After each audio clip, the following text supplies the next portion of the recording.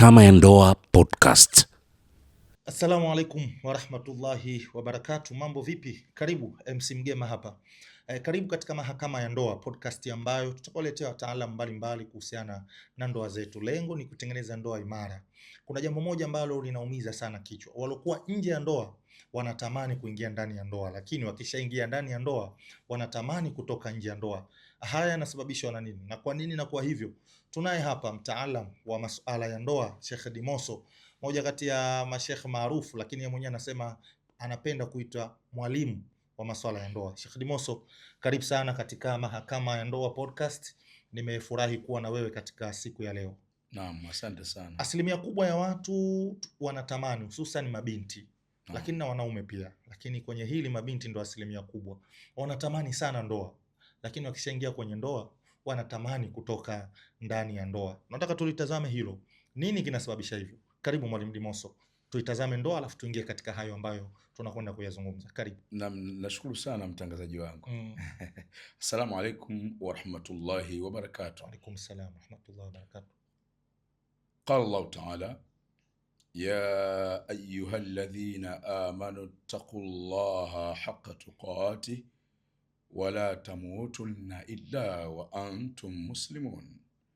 Wa qala ta'ala ya ayyuhalladhina amanu taqullaha wa qulu qawlan sadida yuslih lakum a'malakum wa yaghfir lakum dhunubakum wa man yuti'i llaha wa rasulahu faqad faza fawzan 'azima. Allahumma ij'alna min al-faizin. Amin ya Rabb. Naam. Tumshukuru Allah, tumtakie rehema na amani Bwana Mtume Muhammad sallallahu alaihi wasallam. Awali ya yote kwanza mwalimu, swali likiwa mezani kwamba kwa nini sasa walio nje wanatamani waingie na walio ndani wanatamani watoke, shida nini? Nukta ya kwanza tujue kwanza ndoa ni nini. Naam. Muhimu sana, ndoa ni nini? Ndoa wanasema ni mkataba wa khiari unaomleta pamoja, kuishi pamoja mke na mume wanaodhamiria wanaoshikamana kidini, na ikitokea wakaingia kwenye mgogoro uwe na nidhamu ya kidini na utatuzi wa mgogoro pia utatuliwe kidini.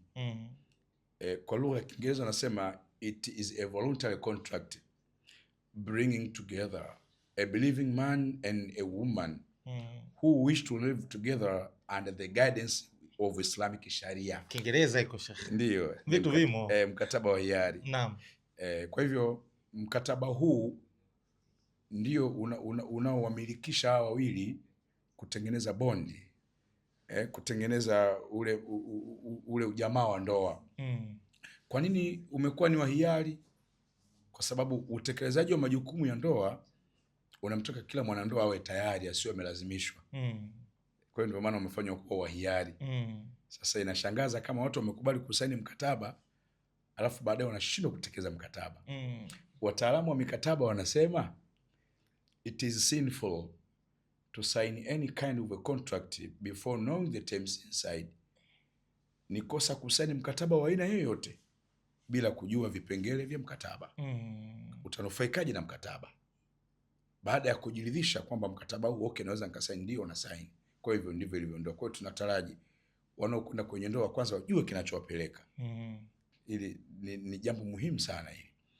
Sasa baada ya kusema hivyo, sisi kama zao la jamii tunashuhudia kwamba watu wanakwenda kwenye ndoa kwa matarajio makubwa sana. Kila mmoja nadhani sasa amepata nafasi ya kwenda kubwaga moyo. Ndio maana tunaona mahari kubwa, lakini watu wanalipa, wana matarajio chanya. Lao wangalijua kama kuna maumivu wasingalitoa mahari, lakini wanalipa kwa sababu wana matumaini ya kwenda kufurahi. Tunaziona send off kwenye maukumbi, watu wanatunzana vyombo kwa nguvu sana, lakini wale wote dhana yao ni nzuri kwamba wanawasindikiza maharusi wakayaishi maisha ya furaha. Haya ndio matarajio. Sasa ndoa, ikiwa ndoa ni mkataba, ni ibada, aya hizi tulizozisoma, aya ya kwanza inasema hivi: enyi mlioamini karibuni katika maisha ya ndoa.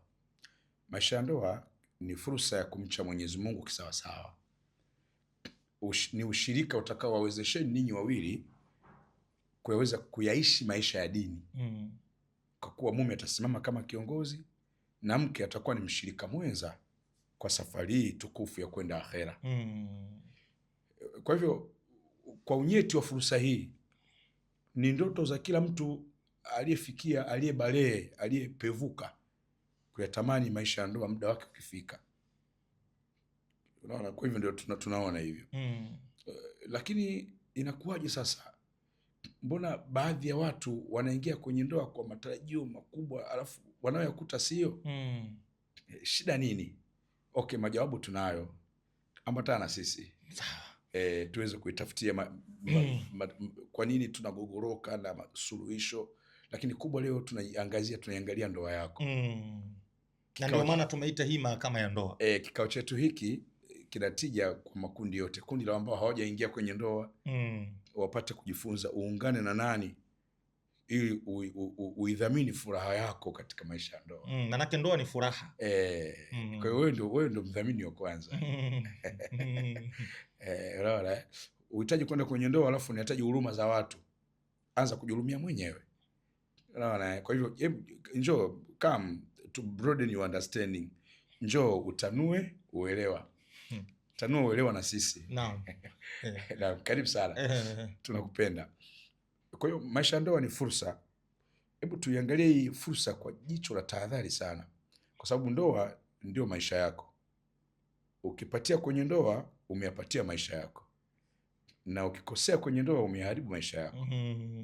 Mitihani kama vile degree, you can be discontinued, but still you can change, going to study the other course, going to study the other cause. Unaweza ukadisco ukaenda kusoma kozi nyingine, lakini ukidisco kwenye ndoa, hiyo ndoa imekufa. Ni kwamba stress sasa ndio zinaendelea kukutesa.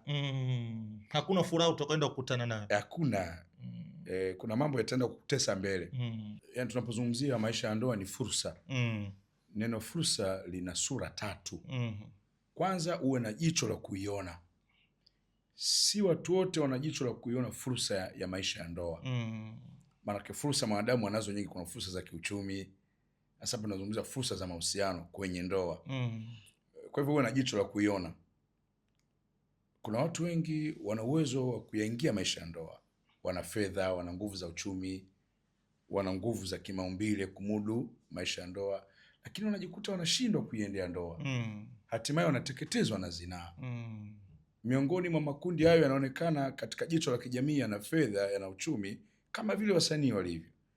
Leo wewe ukiwa shuhuda, ni zao la jamii. Angalia Tanzania, wasanii wangapi? Wengi. Ushasikia wasanii wanaoa? Wachache mno. Ama wanaolewa? Hapana. Hata wakiingia kwenye ndoa, lakini ndoa zao zinagubikwa na michepuko ya hali ya juu. Kwa hiyo uwe na jicho. Tulio wote tunapaswa kujikubali, tuseme alhamdulillah. Alhamdulillah, na mimi si nimeoa sasa. Lazima tujikubali. Si jambo la masiara, ni kufanya maamuzi magumu. Yaani kuoa ni kufanya maamuzi magumu. Mtu anayeoa maana yake hana mfungamano wa mahusiano mengine ya kiolelaolela. Ndio maana anafanya maamuzi. Wengi wanashindwa kufanya maamuzi kwa sababu wana msururu wa watu wanaowazini na kuziniwa nao. Kwa hiyo kufanya maamuzi, yale maamuzi ya kibabe, hawawezi kujilipua huko, hawawezi. Kwa hivyo kwanza uwe na jicho. Kama vile unavyoona kuna baadhi ya vijana, unaweza ukamshauri kijana, ndoa vipi? Anakuambia bwana, mimi bado sijajipanga. Bado nipo kwanza. Bado nipo. Lakini ukimfuatilia kuzini anazini. Sasa unawezaje eti hujipangi kwenye halali ila kwenye haramu umejipanga? Utamwambia nini Allah siku ya kiyama wewe? Lakini kuna mabinti, unakuta binti tayari tunda limeiva linatakiwa liliwe. Wanamtokea vijana kumpanga kwa ajili ya ndoa, ukimwangalia anashtua, vijana wanasema kisu ama piskali, japo visu vinakata. Lakini watu wanampanga, anamwambia ndoa, anasema mimi sijipanga, bado nasoma, bado mdogo. Ukimfuatilia huyo, kuna watu wanamzini tena bure. Unakataje ndoa, unakubali zinaa? Upata wapi uzuri huo? Unakulevya. Unamtaka nini Allah akuondolee uzuri? Ukongoroke? Naam. Lakini kuna watu wameoa mke mmoja. Kwanza kuna watu unakuta anakaa na mke ndani, Yani anakaa yeye na mwanamke kama mke na mume, wanapika na kupakua, wanazaa watoto. Lakini ukiwaambia ndoa wanakuambia bado mipango. Ila kuziniana mipango iko vizuri. Kwenye kuzini wanazini vizuri tu. Ila ndoa ndio mipango bado. Lakini unawaongeleaje watu ambao ana mke mmoja? Sisi Waislamu tumepewa fursa ya kuoa wanawake 2, 3 mpaka 4. Tutumie fursa. Lakini kuna watu ana mke mmoja, mimi mfano. Lakini unakuta anashindwa kujidhibiti, ana vimada 11. Hapo sipo kwenye hilo. Unawezaje sasa kuwa na mke alafu unashindwa kuongeza, lakini kwenye zinaa tena mpaka unawapangia mawala. Kila mtaa umepangia, huyu umepangia, kama gari la mshahara unagawa mshahara. Ndio huo uchumi alokupa Allah, unaamua kumwasi Allah. Yani badala ya kushukuru unaamua kukufuru. Unautoa wapi ujasiri? Anasema sina uwezo wa kuoa na wake 2 ama 3, lakini ana vimada na amewapangia. Tena anagharamika vya kutosha. Lakini unamzungumziaje mwanamke ambaye yuko ndani ya ndoa? Uislamu umetupa fursa wanaume kuongeza wanawake 2, 3 mpaka 4. Lakini wanawake wanapiga vita kwa mbinu zote, kwa ushirikina, kwa kujifanya wanaumwa, kulazwa, kuleta fujo ndani na kauli za shombo kwamba inakuwaje umeme mgao, maji mgao, mpaka mume awe mgao. Siawezi. Hawa Allah huwa anawarekodi. Alafu baadaye riziki ya ndoa inakuwa hamna. Unakuta aidha anaziniwa ama unakuta ameolewa tena mke wa pili kwa sehemu nyingine. Aliyoyakataa ndo yale. Haya mapenzi pasua kichwa. Lakini si hivyo tu, kuna wanawake unakuta mwanamume anataka kutumia fursa ya kuongeza mke. Anamtokea binti kumpanga, nataka nikuongeze mke wa pili. Unasikia, yani mimi hata kuolewa sijawahi kuolewa, ni kazi na ukiwenza. Nuksi gani ndo kunipa wewe baba? Mwenyezi Mungu watu namna hiyo huwa anawarekodi.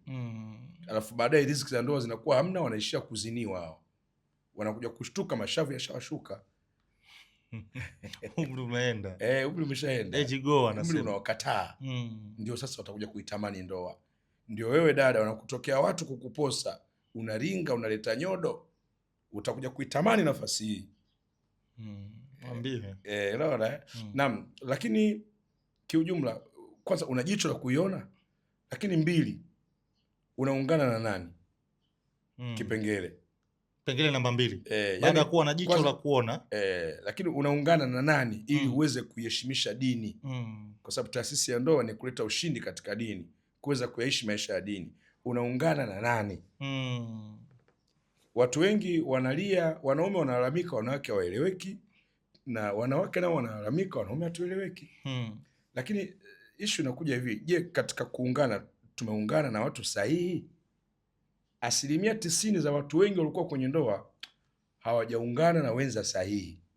Kivipi shekhe hapo? Naam, Mwenyezi Mungu na mtume walipotupa maelekezo ya kuingia ndani ya ndoa, hawakutuacha tuingie kiolela, wametupa vigezo na masharti.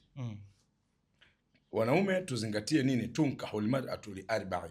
Huolewa mwanamke kwa mambo 4 yametajwa. Kuna mali, kuna uzuri, kuna ukoo, lakini umetajwa na dini. Ila mwalimu yeye, mtume sasa anatusisitiza kawaida ya watu, ila mimi mtume wenu na wasisitiza mzingatie dini. Mwanamke akiwa na dini, akiwa mzuri, safi. Akiwa na dini, akiwa na mali, safi. Akiwa na dini, ukoo, akiwa na dini, atatawalika huyo. Lakini ogopa sana kuoa mwanamke mzuri ambaye hana dini, ukavutika kwa makalio na sura. Wanasema wataalamu, wanawake wengi wenye makalio makubwa, kama watakosa dini, wengi wao huwa hawana akili. Akili zimemea kwenye nini? Kwenye makalio. Ndio maana hata ukijiposti kwenye mitandao, akionyesha face ya mbele lazima aonyeshe na wapi? Na mwili nyuma. Aonyeshe bana sina akili. Anajinadi. Yani yuko sokoni. Mwanamke mstaarabu hawezi kufanya hayo. Kwanza anakuwa na haya. Anakuwa na hawana haya. Hawana haya. Haya imeondoka, wameuvaa unyama. Chochote kinachokuwa mbele yake sawa sawa tu. Kila ndoa ina kesi yake. Sikiliza hukumu.